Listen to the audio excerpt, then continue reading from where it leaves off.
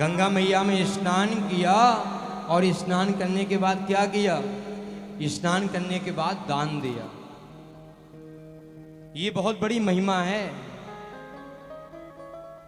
स्नान करने के बाद दान देना ये बहुत बड़ी महिमा है।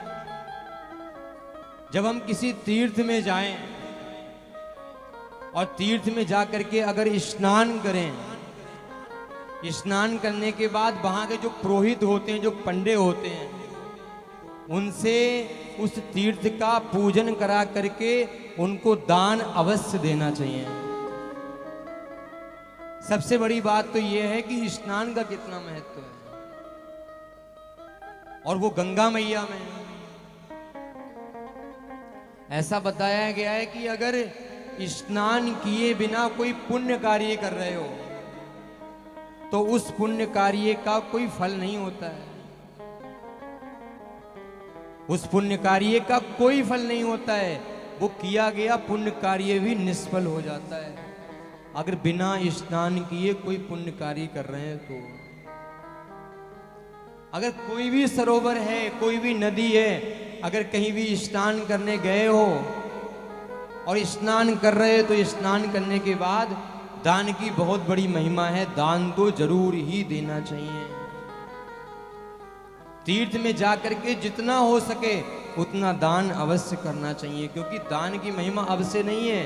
वेद पुराणों में, शास्त्रों में भगवान के समय से महिमा है। ये कोई आज की महिमा नहीं है दान देने की।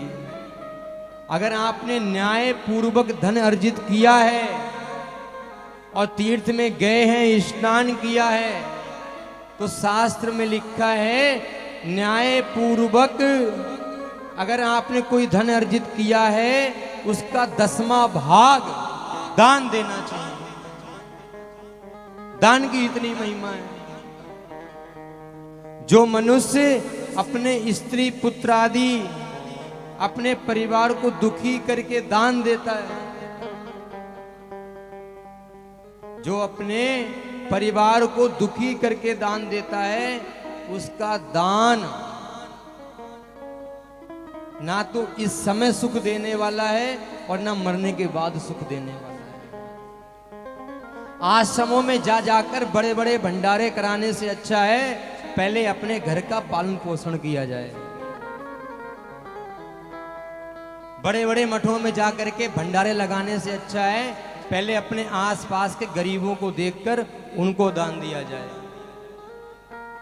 भागवत जी में लिखा है दान वहां देना चाहिए जो व्यक्ति दान का सही अधिकारी हो। जरूरतमंद को दान देना चाहिए। जिसको दान की बहुत आवश्यकता हो उसको दान देना चाहिए। अगर तीर्थ में कहीं संत सेवा हो रही है, कहीं ब्राह्मण सेवा हो रही है, कहीं कथाएं हो रही हैं, अगर वहां आवश्यकता है तो वहां दान देना चाहिए।